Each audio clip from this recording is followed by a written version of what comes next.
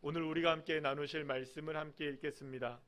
오늘 우리 함께 나누실 말씀은 잠언 10장 29절에서 30절까지의 말씀입니다. 구약성경 921쪽입니다. 우리 다같이 함께 한 목소리로 합독하시겠습니다. 여호와의 도가 정직한 자에게는 산성이요 행악하는 자에게는 멸망이니라. 의인은 영영이 이동되지 아니하여도 악인은 땅에 거하지 못하게 되느니라. 아멘. 할렐루야. 오늘은 2023년 맥주 감사절을 맞이해서 잠언서 10장 29절에서 30절까지의 말씀으로 요동치 아니하리라는 제목으로 함께 은혜를 나누겠습니다. 이스라엘 민족에게 있어서 가장 중요한 세 가지 절기가 있습니다. 우리로 말하면 추석과 설날과 같은 그런 민족의 명절, 세 명절이 있는데요. 그것은 바로 유월절, 맥주절, 수장절이라고 불리는 이 세 가지 절기입니다. 이 세 절기 중에 유월절은 이스라엘 백성들이 하나님의 은혜로 애굽에서 해방된 날을 기념하는 절기입니다. 그래서 종살이를 하던 이스라엘 백성들이 자유인이 되었다. 그래서 이제는 모든 것이 풀어졌다, 해방되었다는 기쁨이 바로 이 유월절입니다. 그래서 유월절이 포함된 달을 사실은 1월은 아니지만 이 유월절이 포함된 날을 1년의 시작으로 여길 정도로 유월절은 이스라엘 민족에게 있어서 가장 중요한 절기라고 말할 수가 있습니다. 그 다음으로 지키는 절기가 우리가 오늘 함께 지키게 되는 맥주절인데요. 이 맥주절은 우리가 이제 보리맥자를 쓰긴 하는데 사실 이제 보리를 추수하는 거가 아니고 사실은 밀을 추수하는 거예요. 근데 보리가 왜 들어가 있느냐, 이거 좀 긴 얘기라 오늘은 생략하고 그렇다고만 아시면 될 것 같습니다. 어쨌든 이 맥주절은 밀을 수확하는 것을 기뻐하는 절기인데요. 1년의 한 절반 정도가 흘러왔을 지금 이 시간대에 이제 지내기 때문에 이런 마음으로 이 절기를 지내는 겁니다. 어떤 마음이냐, 1년의 중간까지 오게 하신 하나님, 그리고 또 아직까지 마지막의 결론은 아직까지 지어져 있지 않지만 그래도 지금까지 인도하신 하나님께 감사하고 또 더욱더 풍성한 열매를 예비해 주실 것을 믿습니다. 지금까지도 채워주신 것을 감사합니다. 이런 믿음으로 지키는 게 바로 이 맥주절입니다. 그리고 마지막으로 세 번째 절기가 있는데 이게 이제 추수한 것을 저장한다는 의미에서의 이 수장절이라고 이야기하는데요. 이날은 한 해의 마지막에 이르기까지 인도해 주시고 지켜주시고 풍성하게 채워주신 하나님께 감사하는 절기로 지내는 게 바로 이 수장절이라는 절기입니다. 그래서 이스라엘 민족은 이렇습니다. 유월절로 시작해서 맥주절을 지나고 또 수장절까지 이르는 과정이 마치 한 해의 흐름처럼 이렇게 느껴지게 되는 거예요. 그래서 이 절기를 지날 때마다 이 이스라엘 백성들은 어떤 마음을 갖냐 하면 주님이 나를 지켜주셨구나, 주님이 나를 인도해 주셨구나, 주님이 나에게 함께 해주셨구나, 이런 믿음의 고백으로 이 세 개의 절기를 지냅니다. 근데 사실 우리가 이 맥주절을 지나면서 날마다 그런 생각을 하신 분들이 또 계실지 모르겠어요. 11월 달에 우리에게는 추수감사절도 있고 또 4차 산업혁명 시대에 이렇게 지금 농업 국가도 아니고 우리나라가, 물론 지금도 농사를 우리나라에서도 아주 중요한 산업으로 여전히 있지만 그리고 또한 이제 굳이 우리나라 민족의 절기도 아니고 이스라엘 민족의 절기를, 그것도 구약 시대에 지켰던 절기를 신약 시대를 넘은 지금 이 시기에 굳이 이제 특별히 이제 맥주 감사절이라는 절기를 지킬 필요가 있느냐, 그냥 이렇게 절기를 지키려고 하는 건 아니냐, 이런 생각을 여러분들 우리가 할 수 있습니다. 그런데 이 맥주절은요, 단순하게 어떤 추수에 대한 감사, 어떤 무엇이 우리에게 주어지고 안 주어지고에 대한 이런 감사의 절기의 의미를 넘어선 절기로 굉장히 중요한 의미를 갖고 있는 절기라고 할 수 있습니다. 특히 이 맥주절은요, 신약 시대를 넘어가면서 주님이 다시 오실 때까지, 그러니까 종말의 시대를 살아가고 있는 지금 저와 여러분들에게 매우 중요한 의미를 가지고 있는 절기라고 말할 수가 있습니다. 여러분 그렇잖아요. 절기라는 것은 의미를 생각하는 날 아니겠어요? 따라합시다. 의미. 그렇잖아요. 우리가 추석을 맞이하면 추석이 이렇구나, 그렇죠? 설날을 맞이하면 우리가 부모님들께 한 해의 시작을 알리면서 인사를 드리는 날이구나. 이런 노는 것, 뭐 쉬는 것도 중요하지만 여행 가는 것도 중요하고, 그죠? 중요하지만 의미라는 게 있잖아요. 의미가 중요한 거예요. 그래서 이 맥추감사절의 의미가 뭐냐? 신약 시대에 이르러서는 이 맥추감사절의 의미가 어느 것과 연결이 되냐면 오순절과 곧 성령강림절과 연결되기 때문에 매우 중요한 의미를 갖고 있는 절기가 맥추절이라고 할 수가 있습니다. 그 현대 교회력에 따르면 지금 우리가 지키고 있는 교회력이라는 게 있잖아요. 우리가 4월 초쯤이나 3월 말이나 4월 초쯤이 되면은 항상 지내는 교회, 우리가 개신교라고 하는 우리 이제 기독교에서 지내는 절기 중에 하나가, 가장 중요한 절기 하나가 있죠. 어떤 절기를 지냅니까? 부활절을 지내게 되죠. 그리고 부활절을 지낸 다음에 5월 말쯤 돼서 6월 초쯤 되면은 어떤 절기를 우리가 또 지내게 되냐면, 따라합시다. 성령강림절. 성령강림절이라는 절기를 지내게 돼요. 그리고 또 7월 달을 맞이하면 우리가 맥추감사절을 지내게 됩니다. 그러니까 여러분들 5월 말에 성령강림절을 지내요. 그리고 나서 다시 한 달 정도쯤 지냈을 때에 맥추절을 우리가 지내게 돼요. 근데 사실 제가 말씀드린 대로 성령강림절이 오순절이고 오순절이 맥추절과 연관되어 있다면 굳이 한 번만 드려도 되지 않느냐라고 생각할 수 있겠는데요. 이게 이렇게 왜 날짜가 차이가 나느냐, 뭐 이걸 다 복잡하게 여러분들에게 설명드리기는 어렵지만 쉽게 설명하면 이렇습니다. 교회력의 절기를 지키는 날짜가 조금 이렇게 서로 다르게 된 이유는 뭐냐 하면, 구약시대에 만들어진 절기잖아요. 그렇기 때문에 지금 태양력으로 만들어진 절기가 아닙니다.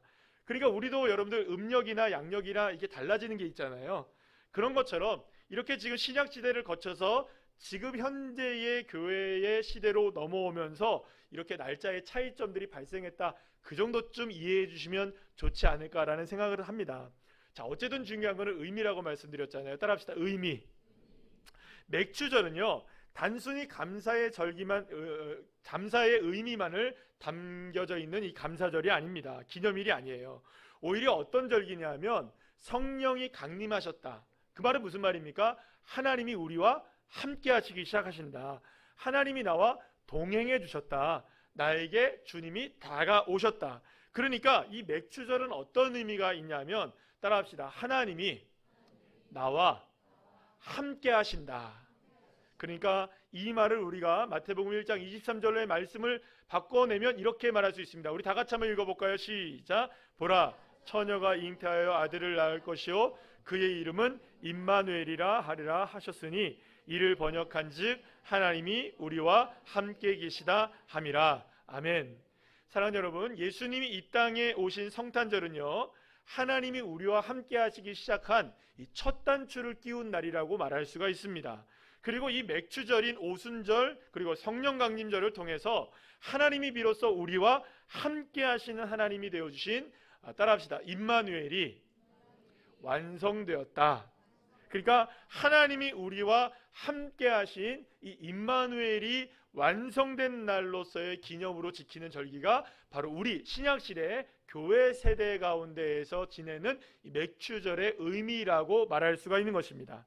사랑하는 여러분, 그러니 우리와 함께 하시는 하나님이 되어주신 날인 이 맥추감사절, 맥추절은 기뻐하지 않을 수가 없고 즐거워하지 않을 수가 없는 날인 거예요.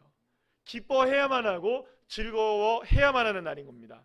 사실 어떤 면에 있어서 이 맥추절은요, 하나님이 나와 함께 하시는 이런 은혜가 확증된 날이라고 말할 수 있기 때문에, 사실은 어떤 절기들, 우리에게 있어서 많은 절기들이 있지만 그런 절기들 가운데 있어서 어쩌면 가장 중요한, 현실적으로 우리가 신앙생활하는 데 있어서 가장 중요한 절기 가운데 하나가 바로 이 맥추절이라고 말할 수가 있다는 것입니다.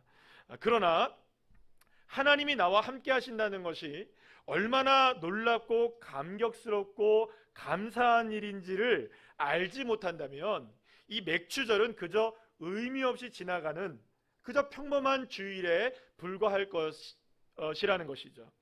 그런데 사실 하나님이 나와 함께 하신다. 따라합시다. 하나님이 나와 함께 하신다. 여러분, 이 하나님이 나와 함께 하신다는 사실에 대해서 감격과 감사가 없다면 맥주절의 의미가 있을까요, 없을까요? 우리에게 다가오지 않는 거예요. 그런데 여러분 곰곰이 생각해 보세요.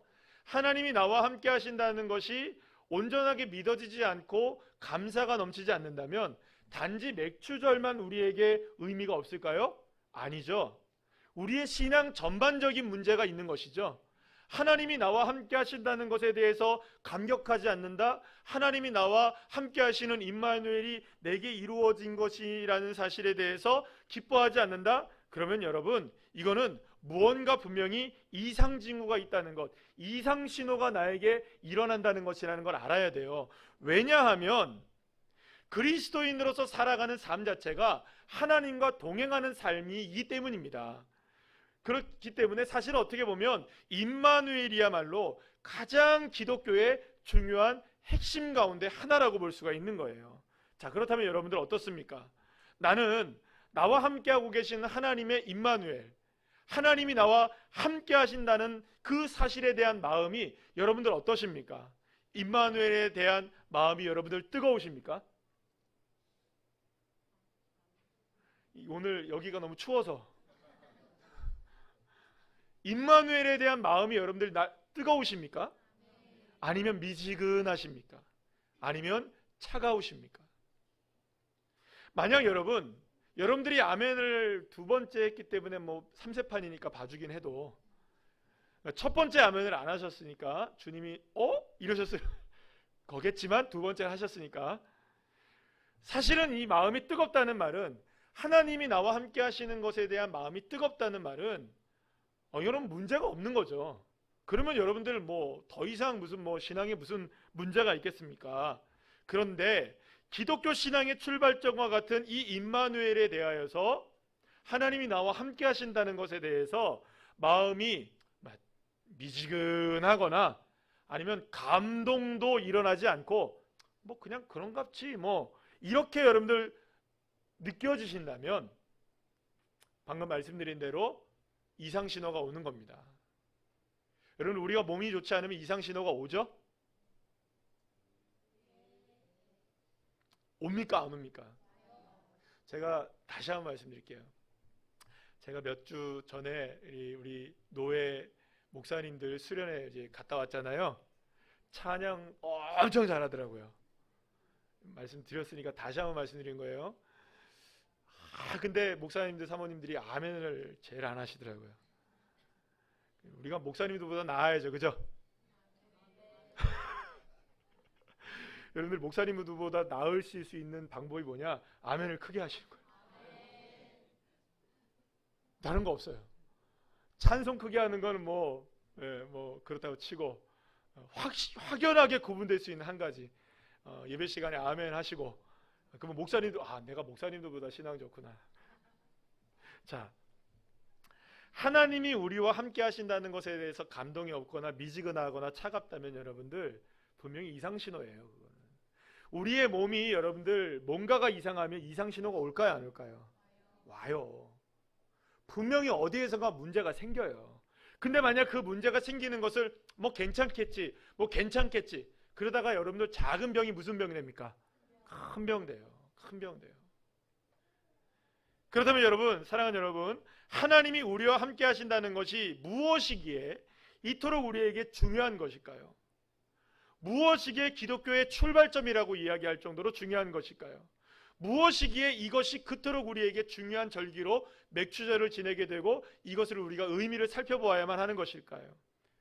하나님이 우리와 함께 하시는 것이 중요한 이유는 바로 저와 여러분 모두가 다 죄인이었던 인간이 하나님과 함께 할 수 있는 것 자체가 사실은 불가능한 것이었기 때문에 그것을 가능하게 되었다는 것 자체가 은혜인 줄로 믿으시길 바랍니다. 사랑하는 여러분, 빛과 어두움이 함께 할 수가 없잖아요. 물과 기름이 섞일 수가 없잖아요. 마찬가지로 죄인이었던 우리가, 죄인인 우리가 의로우시고 죄가 하나도 없으신 하나님과 함께 할 수 있는 것 자체가 성립이 될 수가 없는 겁니다.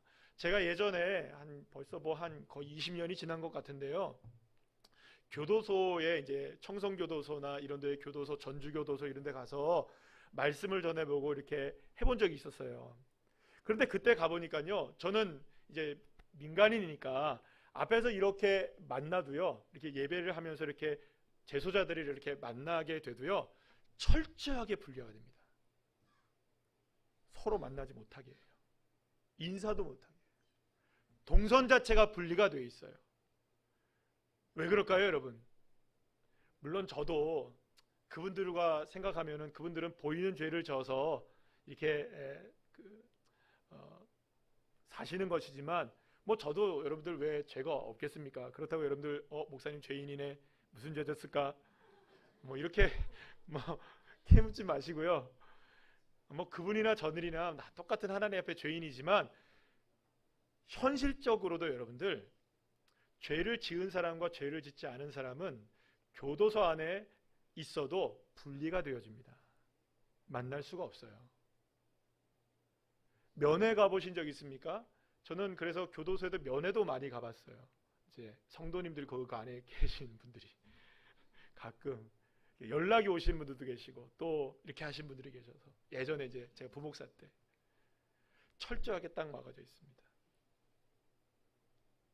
말을 뭘로만 할 수 있는 줄 아세요? 이 마이크로만 말을 들어요. 스피커로 말을 들어요. 분리가 돼요. 만날 수가 없어요. 섞이면 안 된다는 거예요. 사랑하는 여러분, 저와 여러분이 죄인인데 어떻게 의로우신 하나님과 하나가 될 수가 있겠습니까?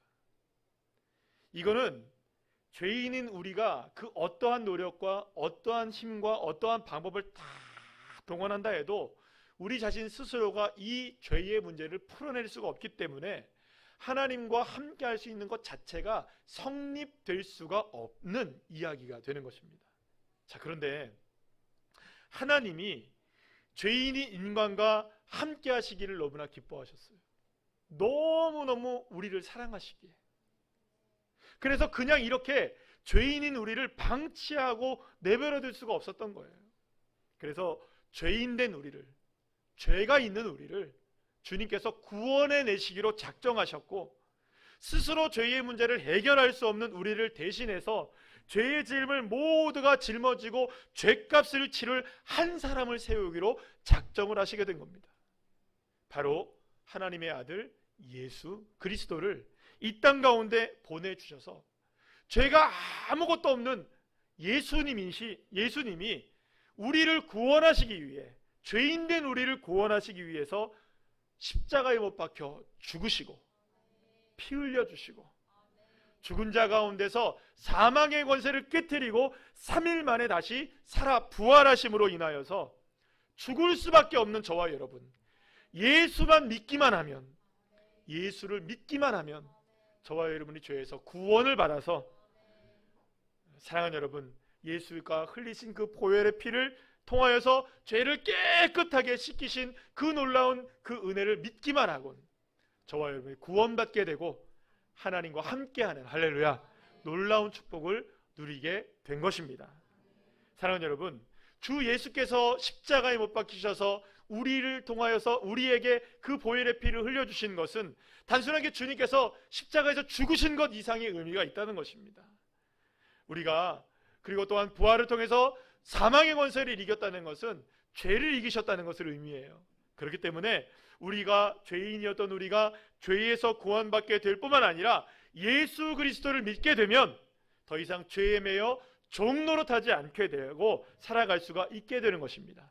그런데 여기서 가장 중요한 한 가지가 우리에게 성립이 되어지기 시작해요. 그동안 이루어질 수 없었던 일, 그러니까 우리가 죄인이었기 때문에 하나님과 함께 하지 못했던 거예요. 그런데 죄의 문제가 해결되면 누구와 함께 할 수 있는 겁니까? 하나님과 함께 할 수가 있는 거예요. 그래서 죄로 인하여서 지금까지 막혀져 있었던 하나님과의 관계의 담이 죄의 문제가 해결되어지기 때문에 이제는 주님과 하나가 될 수 있는 놀라운 축복을 저와 여러분이 누리게 되었던 것입니다.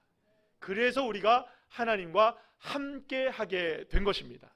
자, 지금 에베소서 2장 12절부터 22절까지에 이르는 긴 말씀을 우리가 함께 읽을 텐데요, 제가 너무 길어서 중간중간에 조금씩 생략을 했습니다. 그래서 중요한 엑기스만 우리가 함께 읽어볼 텐데요, 여러분 너무너무나 중요한 얘기예요. 지금까지 제가 말씀드린 모든 말씀 이야기가 이 말씀에 다 녹아져 있어요. 우리 천천히 함께 다 같이 읽어보겠습니다. 시작. 그때에 너희는 그리스도 밖에 있었고 약속의 언약들에 대하여는 외인이요 세상에서 소망이 없고 하나님도 없는 자이더니 이제는 전에 멀리 있던 너희가 그리스도 예수 안에서 그리스도의 피로 가까워졌느니라. 그는 우리의 화평이신지라. 둘로 하나를 만드사 원수된 것 곧 중간에 막힌 담을 자기 육체로 허시고 십자가로 이 둘을 한 몸으로 하나님과 화목하게 하려 하심이라. 원수된 것을 십자가로 소멸하시고 한 성령 안에서 아버지께 나아감을 얻게 하려 하심이라. 그러므로 그 다음 없습니까? 제가 계속 읽게요. 그러므로 이제부터 너희는 하나님의 권속이라. 너무 중요하기 때문에 제가 읽을 테니까 따라 읽어주세요. 그러므로 이제부터 너희는 하나님의 권속이라. 그리스도 예수께서 친히 모퉁이 돌이 되셨느니라. 주 안에서 성전이 되어가고 너희도 성령 안에서 하나님이 거하실 처소가 되기 위하여 그리스도 예수 안에서 함께 지어져 가느니라. 아멘. 여러분들, 하나님은 저와 여러분과 함께 하시기를 원하시고 계세요. 그냥 함께 있는 것이 아니라 하나님은 아예 우리와 함께 하실 처소, 집을 마련하실. 그러니까 여러분들, 함께 하시는 거의 끝판왕이 집에서 함께 사는 거죠. 그래서 결혼하는 거 아니겠어요, 그죠? 우리 청년들 다 믿음의 가정 이루시기를 간절히 축복합니다. 네. 다 믿음의 가정들 이루시길 바랍니다. 자, 어쨌든 이렇게 함께하는 것이야말로 같이 사는 것이야말로 함께하는 것이 아니겠습니까? 그런데 하나님이 우리와 함께하시는 것뿐만 아니라 처소, 집을 마련할 정도로 우리와 함께하시기를 원하신다는 거예요. 그러기 위해서 죄인인 우리가 치러야 할 죄값을 아무런 대가 없이 누가 치르셨느냐? 예수께서 십자가에서 그 값을 치러 주셨다는 거예요. 왜냐하면 사랑하는 여러분, 우리를 너무나 사랑하시기 때문에, 너무나 사랑하시는데 이 죄 때문에 함께 할 수 없으니까 함께 하시기 위해서 그의 아들 예수를 이 땅에 보내셔서라도, 그렇게 십자가에 죽이셔서라도, 엄청난 희생을 치러서서라도 저와 여러분을 구원해내셔서 함께 하시기를 원하셨던 것입니다. 사랑하는 여러분, 하나님이 우리와 함께 하시는 이 놀라운 일은 그냥 이루어진 일이 아닙니다. 하나님의 모든 관심과 모든 사랑과 모든 능력과 모든 것을 다 쏟아부으셔서 이루어내신 가장 놀랍고도 놀라운 은혜, 깊고도 큰 은혜, 말로 다 할 수 없는 은혜가 무엇이냐? 바로 우리와 함께 하시는 하나님이 되어주신 은혜인 줄로 여러분 믿으시길 바랍니다. 그렇게 하나님은 나와 함께 하시기 위해서 아름답고 놀라운 처소, 집까지 지으셔서 우리에게 임하시고 계신 것입니다. 그러니 사랑하는 여러분, 하나님이 우리와 함께 하신다는 사실 하나만으로도 우리는 가슴이 뛰어야 하고 가슴이 벅차야 합니다. 어떤 상황 가운데 우리가 놓여있다 할지라도 사랑하는 여러분, 하나님 나와 함께 하신다. 이 사실 하나만으로도 나는 감사할 수 있는 것이고요, 이 사실 하나만으로도 나는 하나님의 사랑을 경험할 수 있어야 되는 것입니다. 이 하나님의 사랑으로 인하여서 내가 처한 상황이 어떠한 상황이든 나를 넉넉하게 이기게 하시는 그 하나님, 그 하나님을 우리가 의지하며 나갈 수 있게 되는 것입니다. 그런데 놀랍게도 우리가 함께 읽은 솔로몬의 잠언에서 우리와 함께 하심에 대한 이야기가 기록되어 있는 것을 보게 됩니다. 사실 지난 한 주 동안 우리가 잠언서 10장 말씀을 함께 큐티와 새벽 예배를 통해 나눴잖아요.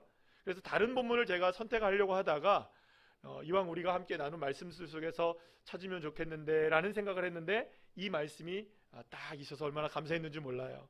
우리 다 같이 한번 오늘 본문 말씀을 다시 한번 읽어보겠습니다. 시작. 여호와의 도가 정직한 자에게는 산성이요 행악하는 자에게는 멸망이니라. 의인은 영영이 이동되지 아니하여도 악인은 땅에 거하지 못하게 되느니라. 아멘. 사랑하는 여러분, 솔로몬은 참으로 지혜로운 사람이었습니다. 지혜하면 둘째가라 서러운 사람이 누굽니까? 솔로몬이었고, 세상에서 지혜는 물론이거니와 하나님이 주신 참지혜를 알고 있었던 사람이었기 때문에 지혜하면 가장 일가견이 있는 사람, 전문가가 누구냐? 솔로몬이라고 얘기할 수 있습니다. 그런데 솔로몬이 이야기합니다. 참된 지혜가 무엇인 줄 아느냐? 참된 지혜는, 그러니까 참으로 지혜로운 사람은 어떤 사람이냐? 하나님에게서 영원히 이동되지 않는 사람.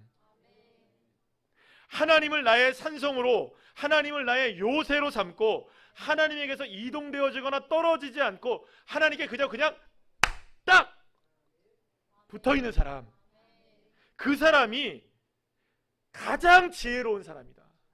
가장 지혜로운 사람이 어떤 사람이다? 하나님과 함께하고 있는 그 사람이다. 사실 세상에서의 관점에서 본다면 지혜로운 사람 어떤 사람일까요?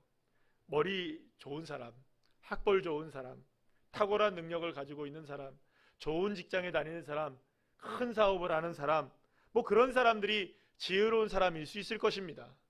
처세술이 좋은 사람, 그리고 인간관계가 좋은 사람, 말 잘하는 사람, 뭐 추진력이 좋은 사람, 인기응변이 뛰어난 사람, 뭐 그런 사람을 우리가 세상에서는 지혜로운 사람이라고 이야기할 수가 있을 것입니다. 자, 그런데 솔로몬은 그런 사람을 지혜로운 사람이라고 얘기하지 않습니다. 그 누구보다 지혜에 관하여 일가견이 있고 전문가라고 말할 수 있는 이 솔로몬, 그 솔로몬이 무슨 말을 하느냐? 참으로 지혜로운 사람은 하나님을 나의 산성으로 삼고 어떠한 상황 속에서도 하나님에게서 영원히 이동되지 않는 사람, 하나님과 늘 함께하는 삶에, 자신의 삶에 최고의 가치를 두는 사람, 그 사람이야말로 가장 지혜로운 사람이고 가장 의로운 사람이고 가장 정직한 사람이라고 말씀하고 있는 것입니다.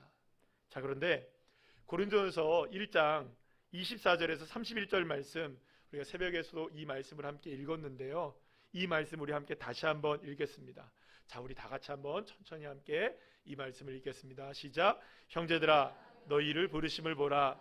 육체를 따라 지혜로운 자가 많지 아니하며 능한 자가 많지 아니하며 문벌 좋은 자가 많지 아니하도다.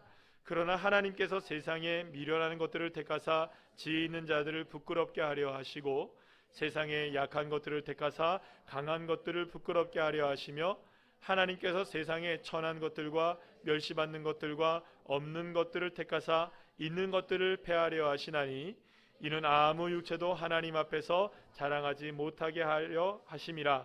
너희는 하나님으로부터 나서 그리스도 예수 안에 있고 예수는 하나님으로부터 나와서 우리에게 지혜와 의로움과 거룩함과 구원이 되셨으니 기록된 바 자랑하는 자는 주 안에서 자랑하라 함과 같게 하려 함이라. 아멘. 사랑하는 여러분, 사도 바울은 고린도 교회를 비롯한 초대교회 성도들을 향해서 진정한 지혜로움과 의로움과 거룩함이 무엇인지를 설명합니다. 진정한 지혜로움, 거룩함, 의로움 무엇이냐? 하나님으로부터 나서 예수 그리스도 안에 있는 것이다. 따라합시다. 하나님으로부터 나서 예수 안에 있는 것. 자, 그러니까 출발도 하나님, 마지막도 하나님. 누구와 함께하는 겁니까? 하나님과 함께하는 것이야말로 참으로 지혜로운 것이고 참으로 능력 있는 삶이고 의로운 삶이고 거룩한 삶이라고 이 사도 바울이 이야기하고 있는 것입니다. 그리고 어떤 사람이 되어야 되느냐?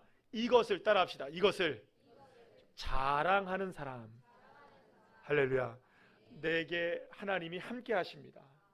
나에게는 하나님이 함께하고 계십니다.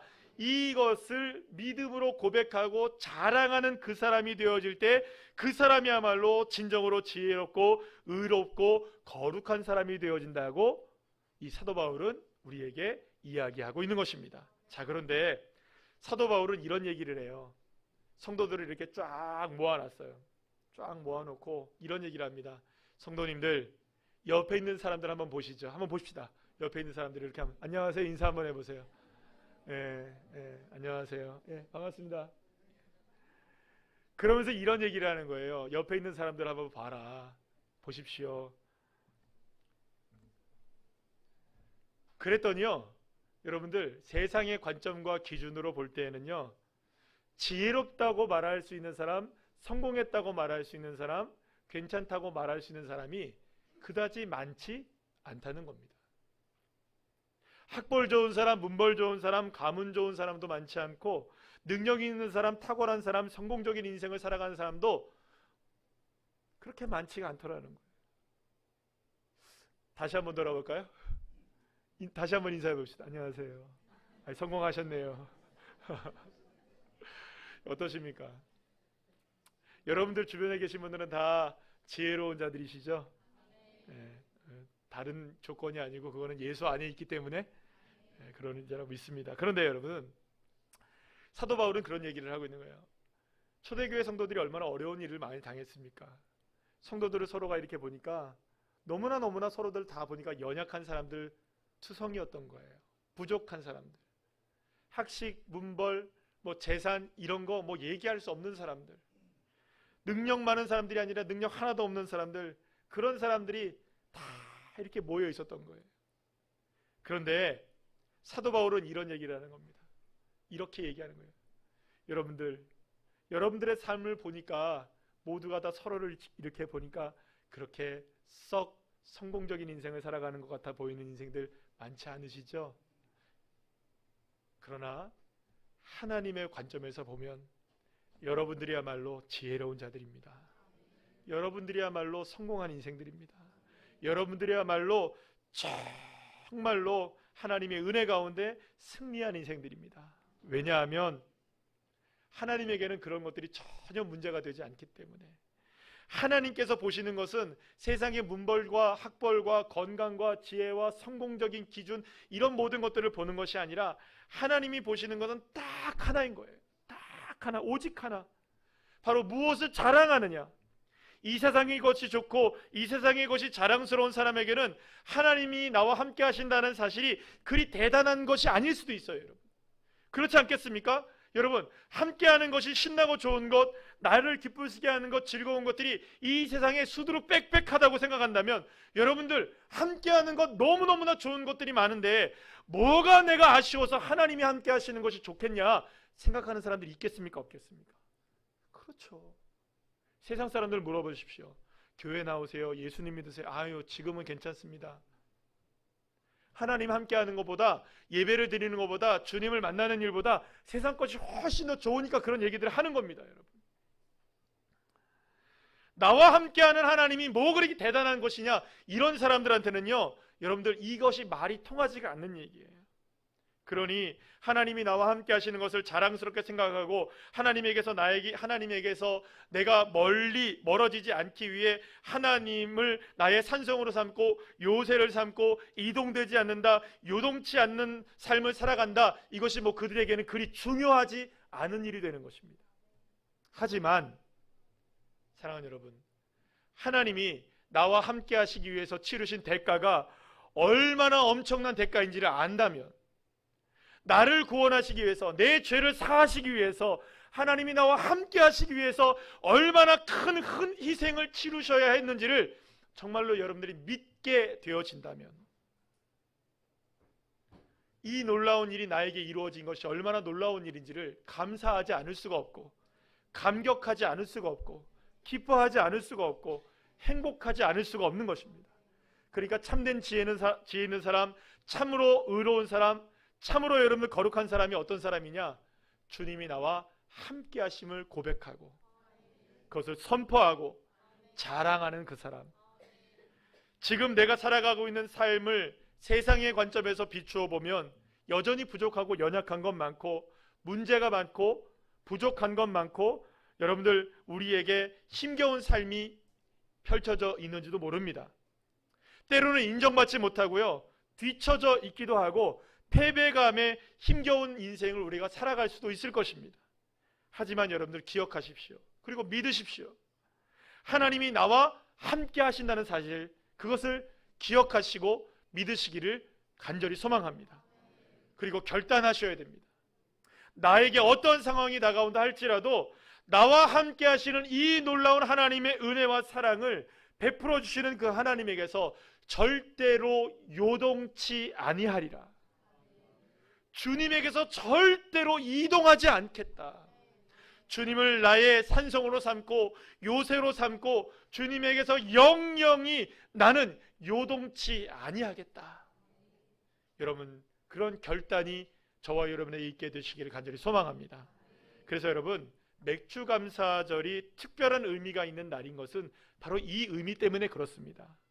나와 함께 해주시는 하나님의 은혜에 대한 감사, 나와 함께 하시는 하나님에게서 결코 내가 요동치 않겠다는 믿음의 결단으로 가득 채워져야 하는 날이니 여러분 감사한 것입니다.